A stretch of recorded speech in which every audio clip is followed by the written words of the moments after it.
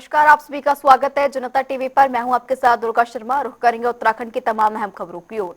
देहरादून के गढ़ी cantt circuit house में उद्यान विभाग द्वारा उत्तराखंड माल्टा महोत्सव का आयोजन किया गया। प्रदेश भर के किसानों ने अपने पहाड़ी उत्पादों के स्टॉल यहां पर लगाए, जिनका निरीक्षण मुख्यमंत्री पुष्कर सिंह धामी ने किया। सीएम धामी ने माल्टा को प्रदेश की विरासत बताया और कहा कि भौगोलिक स्थिति के कारण उत्तराखंड में माल्टा का उत्पादन अधिक है। उन्होंने किसानों और युवाओं के लिए रोजगार के अवसर बढ़ाने के उद्देश्य से मिशन माल्टा की शुरुआत की है और जल्द ही दिल्ली में भी माल्टा महोत्सव आयोजित करने की घोषणा की। बहुत परंपरागत रूप से होने वाला उत्पाद है और हमको विरासत में मिला है। हमारे प्रदेश की हमारी जो भौगोलिक परिस्थितियां हैं, पहाड़ हैं, हिमालय है, वहाँ पर प्रचुर मात्रा में होता है और इसमें औषधि गुण भी होते हैं। ये माल्टा का उत्पादन बढ़े, हमारे किसानों की समृद्धि का कारण बने, हमारा पलायन रुके, नौजवान युवा भी इस दिशा में प्रेरित होकर माल्टा की खेती करें और उनके उत्पादों को बाजार में विपणन के लिए भी जगह मिले। उसके लिए हमने प्रत्येक जो 10 जनपद माल्टा का उत्पादन जहां होता है, उन सभी जनपदों में माल्टा महोत्सव के आयोजन का एक नियोजन किया है कि हर जनपद में माल्टा के महोत्सव होंगे, जिससे माल्टा को और व्यापक पहचान मिले राष्ट्रीय स्तर पर, अंतर्राष्ट्रीय स्तर पर। पहला महोत्सव अभी चमोली जनपद में हुआ था, गोचर में, जिसमें पूरे राज्य के सभी प्रकार के माल्टा जो उत्पादित होते हैं उनको वहाँ पर प्रदर्शित किया गया था। आज देहरादून में किया गया है, आने वाले समय में अन्य जनपदों में होगा और एक बड़ा कार्यक्रम दिल्ली में भी हम माल्टा को व्यापक पहचान दिलाने के लिए राष्ट्रीय स्तर पर, अंतर्राष्ट्रीय स्तर पर ले जाने के लिए करेंगे। और मैंने आज घोषणा करी है कि हमने जैसे कीवी मिशन शुरू किया तो कीवी में बहुत उत्पादन हमारा बढ़ा है। हमने एप्पल मिशन शुरू किया, एप्पल में बढ़ा है। ड्रैगन में हम पॉलिसी लेकर आए तो ड्रैगन का उत्पादन बहुत बड़ा है। महक क्रांति की हमने शुरुआत कर दी है, जो सगंध की खेती के क्षेत्र में है। इसी प्रकार से हम माल्टा मिशन भी शुरू करेंगे, जिससे कि व्यापक रूप से माल्टा का उत्पादन और बढ़े और हमारे पूर्वज और हमारी प्रकृति जो हमको देकर गई है वो और आगे बढ़े, हमारी नई पीढ़ी भी इसको अपनाए और देश दुनिया में इसका प्रचार प्रसार। परिवार स्तर में अनियमितताएं पाई गई। देहरादून में सीएम धामी ने परिवार रजिस्टर और बदलती डेमोग्राफी पर कहा कि समय के साथ अनियमितताएं सामने आई हैं, जिन्हें दूर करने के लिए सरकार ठोस कदम उठाएगी। साथ ही वास्तविक उत्तराखंड निवासियों की पहचान सुनिश्चित की जाएगी।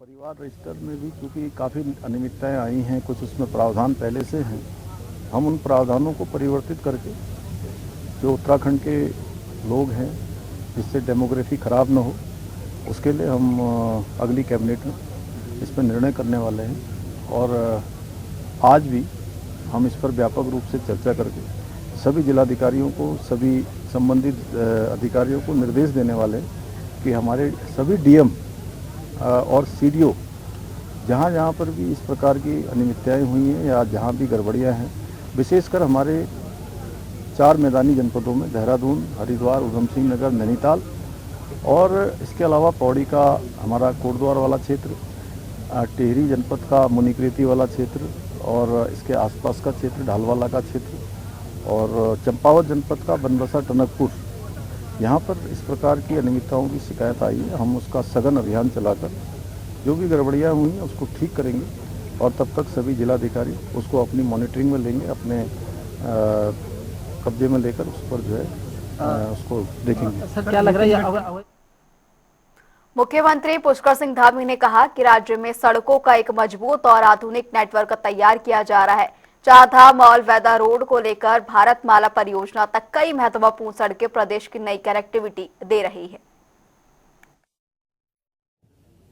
देखिए, सड़कों की दृष्टि से जहां चारधाम ऑल वेदर रोडों से लेकर भारतमाला श्रृंखला में भी अनेक सड़कें हमारी एक कोने से दूसरे कोने तक जोड़ने वाली आज निर्माणाधीन है और देहरादून दिल्ली जो हमारा एक्सप्रेस वे है वह भी पूरी तरह से अंतिम चरण में है और जल्दी उसका भी होना है। इसी प्रकार इस एलिवेटेड रोड के निर्माण के कार्य को पूरा होने के बाद देहरादून, ऋषिकेश, हरिद्वार, मसूरी आसपास के क्षेत्रों में एक बड़ा दबाव हमको फुटफॉल का उसका सामना करना पड़ेगा। इसलिए पहले से भी हमने भारत सरकार के जो सड़क परिवहन मंत्रालय है वहाँ निवेदन किया था और उसके क्रम में उन्होंने हमको यहाँ पर रिंग रोड बनाने की सैद्धांतिक रूप से स्वीकृति प्रदान की है। इसी प्रकार बहुत सारी सड़कें हमारी और निर्माणाधीन होनी है। अभी हमारा नंदा राजजात होना है, उसके निमित्त जो पूरी सड़क का निर्माण होना है, एक तरह से पूरे कुमाऊं गढ़वाल की कनेक्टिविटी होनी है। उन सभी के लिए मैं माननीय नितिन गडकरी जी से निवेदन करने के लिए उनके पास जाऊंगा, बैठक करेंगे हम लोग। पहले से कुछ प्रस्ताव भी है, 5 तारीख को परसों बैठक होने वाली है और हमें पूरी आशा है कि जैसे हर बार भारत सरकार माननीय प्रधानमंत्री जी के नेतृत्व में और सड़क का मामला हो या कोई और मामले हो, सभी में हमको मदद करती है। तो इसमें भी हमको मदद मिलेगी। जो हमारी आवश्यकताएं हैं, जो हमारे सामने ज़रूरतें हैं, उन पर काम होगा और हमको आवागमन सुरक्षित होगा आने वाले लोगों के लिए भी और राज्यवासियों के लिए। धन्यवाद। उत्तराखंड में जन जन की सरकार जन जन के द्वार अभियान के तहत शासन प्रशासन पहली बार सीधे जनता के द्वार पहुंच रहा है। इस पहल से ग्रामीण, पर्वतीय और दूरस्थ क्षेत्रों के लोगों को अब जिला और तहसील मुख्यालयों के चक्कर नहीं लगाने पड़ेंगे। बीजेपी प्रदेश प्रवक्ता कुंवर जपेंद्र सिंह ने कहा कि मुख्यमंत्री पुष्कर सिंह धामी की ये योजना उत्तराखंड के इतिहास में पहली बार जनता की सरकार को जनता के द्वार तक लेकर आई है। अब तक 1,35,000 से अधिक लोगों को लाभ मिल चुका है और सभी 13 जिलों में 200 से ज्यादा शिविर लगाए जा चुके हैं।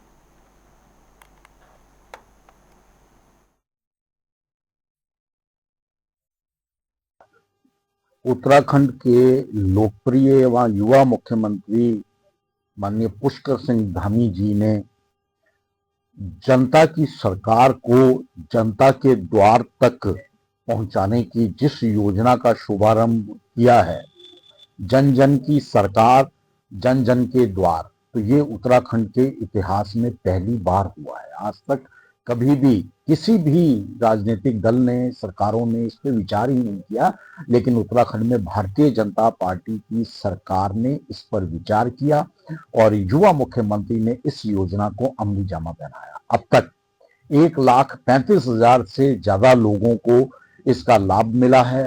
13 के 13 जिलों में 200 से ज्यादा कैंप आयोजित किए जा चुके हैं और ये अभी आने वाले महीने में अनवरत ये कार्यक्रम चलने वाला है कि जनता द्वारा चुनी हुई सरकार अगर जनता के द्वार तक जाकर उनकी समस्याओं और उनकी परेशानियों से दो चार होकर उसके निराकरण के काम शुरू करती है, तो पंक्ति के अंतिम छोर तक खड़े हुए व्यक्ति तक लाभ पहुंचाना ही भारतीय जनता पार्टी की उत्तराखंड सरकार और युवा मुख्यमंत्री का संकल्प है। और इस संकल्प में माननीय युवा मुख्यमंत्री कामयाब हो रहे हैं और उत्तराखंड की जनता निसंदेह इस योजना का लाभ भी ले रही है और अपने मन से इसकी प्रशंसा भी कर रही है। हल्द्वानी में शीतलहर का प्रकोप लगातार बढ़ता जा रहा है। घना कोहरा और कड़ाके की ठंड से जनजीवन प्रभावित हो रहा है। वहीं हालात को देखते हुए नगर निगम ने राहत भरे कदम उठाए हैं। नगर आयुक्त परितोष वर्मा के मुताबिक शहर के 30 प्रमुख स्थानों पर अलाव जलाए गए हैं। जरूरतमंदों को कंबल वितरित किए जा रहे हैं। साथ ही पुरुष और महिलाओं के लिए अलग अलग रैन बसेरे की सुविधा की उपलब्ध कराई गई है। देखिए, क्योंकि ठंड काफ़ी ज़्यादा है और कोहरा भी है और बाहर शीतलहर भी है, इस कारण अलाव कई स्थानों पर जलाए गए हैं। साथ ही जहाँ पर हमारी पुलिस की पिकेट बैठती है वहाँ पर भी हमने अलावों की व्यवस्था करी है ताकि जो ड्यूटी पर है उनको भी दिक्कत ना हो। और साथ में क्योंकि उन स्थानों पर पब्लिक भी रहती है तो अलाव की व्यवस्था स्पेशली सारे चौराहों पे, रोडवेज़ पे, कैमों पे और इसी तरह रेलवे गार्ड गोदाम के पास, इन सभी मुख्यतः जहाँ पर पब्लिक का आवागमन होता है वहाँ पे अलाव की व्यवस्था की गई है। साथ ही कंबल वितरण जो हमारे ज़रूरतमंद लोग हैं उनको भी किया जा रहा है। हमारे रैन बसेरे चालू हालत में हैं और इनके इसमें जो आने वाले हैं वो भी निरंतर बढ़ रहे हैं। और राजपुर पे हमारे दोनों रैन बसेरे हैं, एक महिलाओं के लिए अलग से और पुरुषों का अलग से है। जिस किसी को भी इसकी सुविधा चाहिए हो तो वो हमारे रैन बसेरों पर निःशुल्क रह सकता है। सर, रोडवेज पे रैन बसेरों के लिए इंडिकेटर और नंबर लगाने की बात हुई थी, वो अभी तक नहीं लग पाए। देखिए, उसमें पुराने हाइलाइट्स हैं और हमारी फ्लैक्स तैयार हो गई। आज यहाँ पे सारे रेलवे स्टेशन पे और रोडवेज पे वो लग जाएंगी। मुख्य मुख्य स्थानों के लिए वो फ्लैक्सीज तैयार करके उसमें नंबर्स भी हाईलाइट कर दिए गए। रामनगर में कॉर्बेट टाइगर रिजर्व की ढेला रेंज अंतर्गत सानलदे गांव में बाघ के हमले से 60 वर्षीय महिला की दर्दनाक मौत हो गई। दरअसल महिला लकड़ी लेने के लिए जंगल पहुंची थी, जहां महिला को बाघ घसीट कर ले गया। वहीं शव बरामद होने के बाद ग्रामीणों ने सड़क जाम कर आक्रोश जताया है। हालात तनावपूर्ण रहे। प्रशासन ने समझाइश के बाद कार्रवाई का भरोसा दिया। जी, अभी जो है सीज़न ड्यूटी को हमने देखने के लिए हर साल यहाँ पे राउंड्स पे था, तो इत्तेफ़ाक की बात है कि यहाँ पे भारी जो है लोगों द्वारा भारी संख्या में लोगों द्वारा असला और क्या बोलते हैं मतलब लाठी, डंडा और तलवार लेके यहाँ पर इस जगह पे आ रहे थे। तो हमने रोक के जानबूझ के मतलब जब जानकारी करने को मालूम किया तो पता चला बस 5-10 मिनट पहले जंगल के काफ़ी अंदर जो है कुछ महिलाएँ का समूह जो है लकड़ी इकट्ठा करने और ऐसा मतलब वो उसको लकड़ी काटान ये सब झाड़ी काटने के लिए उसके लिए गए थे और उसमें से एक महिला पर जो है बाघ जैसा एक बाघ ने अटैक कर दिया और उसको खींच के ले गए। तत्काल जो है हमने मौके पर जो है एसएचओ रामनगर को भी बुलाया, हमने यहाँ से फोर्स को भी बुलाया और तुरंत जो हमारे साथ के बंदे थे, हमारे साथ जो फोर्स ट्रैवल कर रही थी उनके बंदों को भी और फॉरेस्ट की भी जो एसडीओ साहब थे वो यहाँ पर थे। तुरंत उन दोनों के साथ जो है मिलकर जॉइंट टीम्स को हमने तुरंत हाथों हाथ रवानगी कर दिया। मतलब विद इन 5 मिनट्स हमने तुरंत हाथों हाथ जो है फॉरेस्ट की मल्टीपल गाड़ी में पुलिस वालों को भी बिठा के असलेदर पुलिस वालों को भी मतलब सबको बिठा के जॉइंट टीम हमने रवानगी कर दी और उसी जॉइंट टीम ने जाके बॉडी को रिकवर करके आए हैं।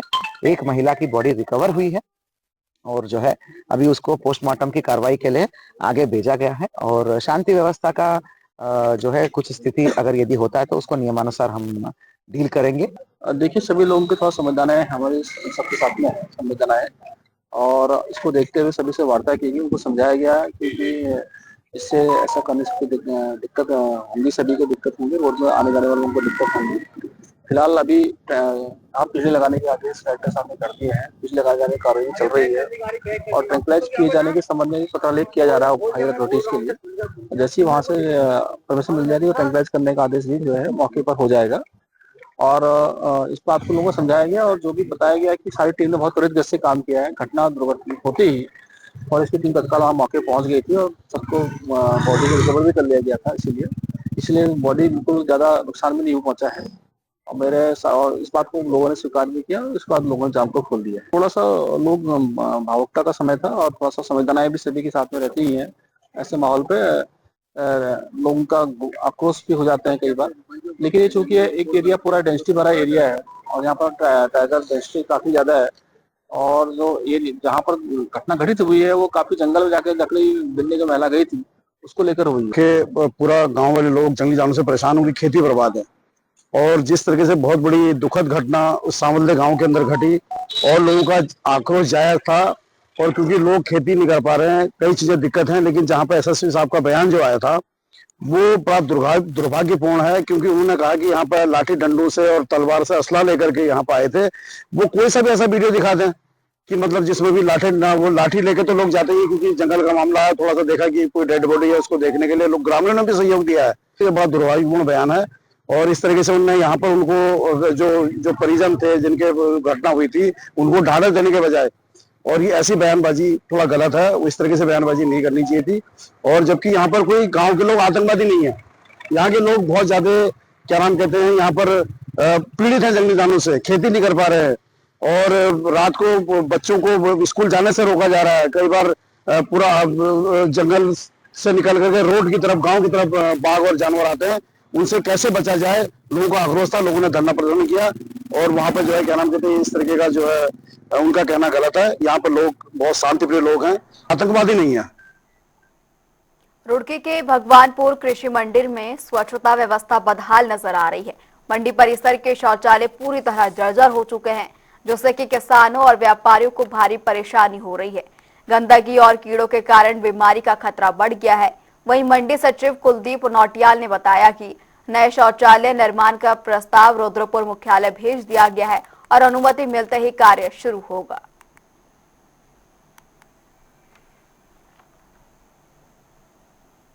मसूरी के शहीद स्थल पर पिछले 13 दिनों से जारी पटरी व्यापारियों का धरना समाप्त हो गया है। पालिका अध्यक्ष मीरा सकलानी के संवाद और कैबिनेट मंत्री गणेश जोशी के प्रयासों से प्रशासन और व्यापारियों के बीच समाधान निकला। बता दें कि माल रोड पर पटरी नहीं लगेगी। पात्र व्यापारियों को सुरक्षित और स्थायी वेंडर जोन में सुविधाओं के साथ व्यवस्थित किया जाएगा। वहीं अगली टाउन वेंडिंग कमेटी बैठक में व्यापारियों की समस्याएं उठाई जाएंगी। देखिए, जो आज जितने लोग धरने पे बैठे थे पटरी व्यवसायी, मैं उनका धन्यवाद भी करना चाहूंगी, क्योंकि हर समस्या का समाधान संवाद से ही होता है। और मुझे लगता है पालिका और पटरी व्यवसायियों के बीच एक संवादहीनता का वातावरण था, जो आज समाप्त हो गया है। और कुछ बातचीत जो पटरी व्यवसायियों के साथ हुई है, जो लोग धरने पे बैठे थे, कि एक तो मॉल रोड पे पटरी नहीं लगेगी, इसके लिए मान गए हैं। दूसरी बात ये है कि अगली जो टीवीसी की बैठक होगी, जिन लोगों के नाम पटरी के लिए नहीं आए हैं, वो लोग जो आज धरने पे बैठे हुए थे, वो सभी लोग उस बैठक में आएंगे। और जो जेन्युइन लोग होंगे, उनको टीवीसी के माध्यम से पटरी आवंटित की जाएगी। ये 2-3 बातों पे आप लोगों के साथ सहमति बनी है।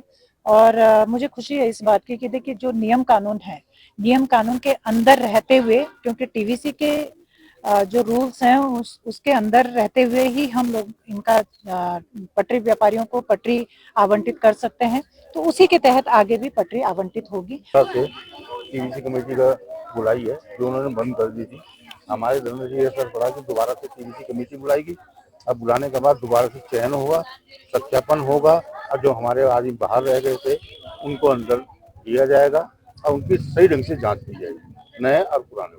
तो क्या मानते हैं आप, माल रोड पे तो दुकान नहीं लगेगी? हाँ, माल रोड पे तो नहीं लगी है, मजबूरी। पर जहाँ जहाँ व्यवस्थित कर रहे हैं, परमानेंट सोल्यूशन किया जा रहा है, ये तो आप अच्छी बात मानते हैं ना? नहीं, परमानेंट नहीं।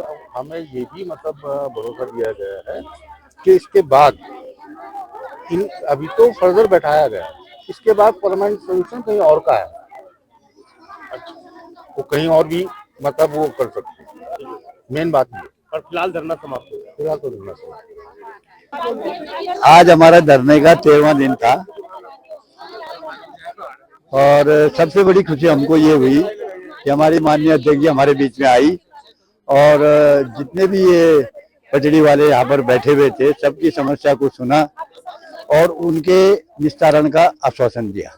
हम सबसे पहले अध्यक्ष जी का धन्यवाद करेंगे कि उन्होंने जो है हमारी बात को सुना और हमारे बीच में आए, और आगे के लिए बताया कि कमेटी, टीवीसी की कमेटी की बैठक होगी, जिसमें आप ही लोग होंगे, और आपकी हर व्यक्ति के बारे में जो है वहाँ पे चर्चा होगी, और तब जो है लास्ट अंतिम निर्णय तब लिया जाएगा कि कौन जेन्युइन है, कौन नहीं है। और उसके लिए हम भी प्रयास करेंगे, आप भी प्रयास करें, और माल रोड तो खाली करनी है। तो उन्होंने साथ में एक बड़ी बात ये बोली कि जहाँ भी आपको बिठाएंगे वहाँ हम परमानेंट बिठाएंगे, वहाँ की मार्केट को हम डेवलप करेंगे, और आपको हर वो सुविधा दी जाएगी जिससे जो आप लोगों को कोई परेशानी न हो। धन्यवाद। मसूरी में मौसम ने अचानक करवट बदल ली है। घने बादलों से ढकी पहाड़ियों के बीच तापमान में तेज गिरावट दर्ज की गई, जिससे कि स्थानीय लोग और पर्यटक गर्म कपड़ों और हीटर का सहारा ले रहे हैं। वहीं बदलते मौसम से बाजारों में रौनक लौट आई है और पर्यटक स्थलों पर भीड़ बढ़ी है। मौसम विभाग के मुताबिक फिलहाल बर्फबारी की संभावना कम है, लेकिन आगे बदलाव संभव है।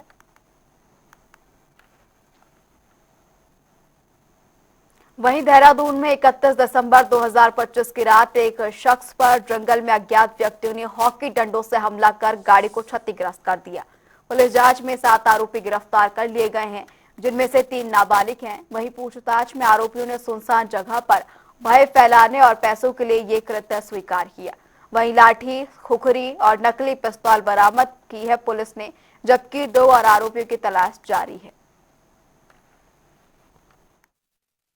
डोईवाला में 2 केसेस रजिस्टर्ड थे, जिसमें 31 की रात को थानो रोड पर और डोईवाला छाड़ा क्षेत्र में यह सूचना थी कि देर रात्रि एक कार से जो है कुछ लड़के उसमें थे अज्ञात, जिन्होंने गाड़ी रोकने का प्रयास किया, और उस पर जब गाड़ी नहीं रोकी उन्होंने तो डंडों से प्रहार किया, जिससे गाड़ी भी क्षतिग्रस्त हो गई, लेकिन वो वहां से सकुशल निकल गए।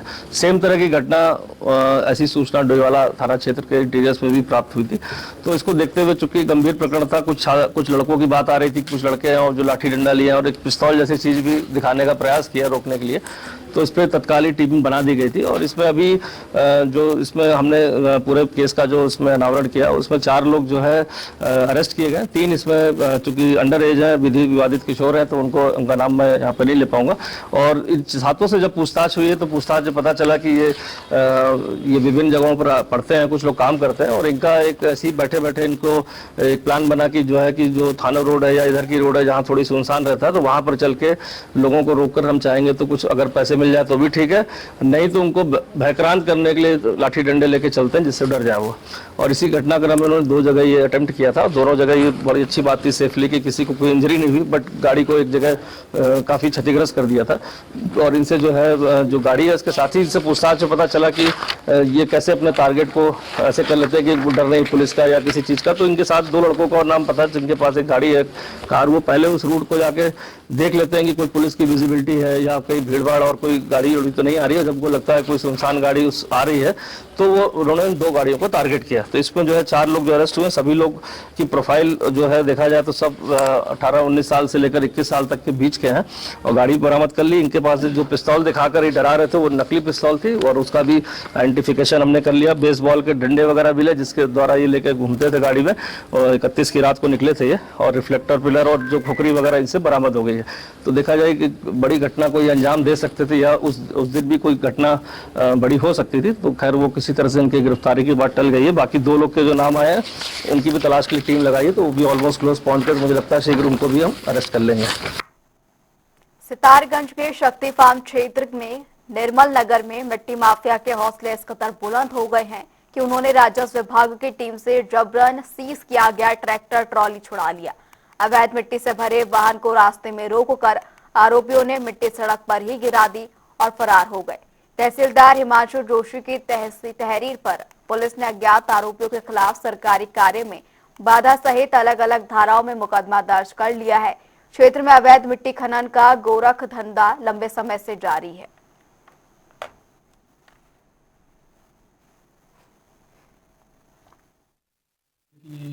अवैध खनन हो रहा है कुछ जगहों पे, जगह जगह छापेमारी की गई। अलग अलग पटवारियों की टीम हमारी यहाँ से तहसील से मूव करी।